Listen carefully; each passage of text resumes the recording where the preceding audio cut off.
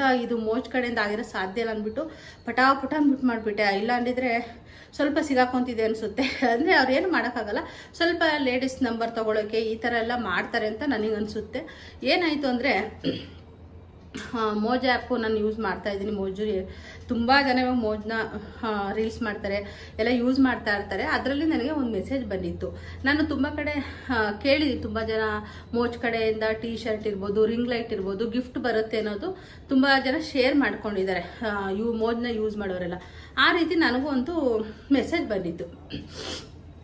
T shirt, ring light ಮತ್ತು tripod ಏನೋ gift ಇದೆ, ವಾಟ್ಸಪ್ ಮಾಡಿ ನಿಮ್ಮ ಡೀಟೇಲ್ಸ್ನ ಅಂತ ಹೇಳ್ಬಿಟ್ಟು ಒಂದು ನಂಬರ್ನ ಹಾಕಿದ್ರು.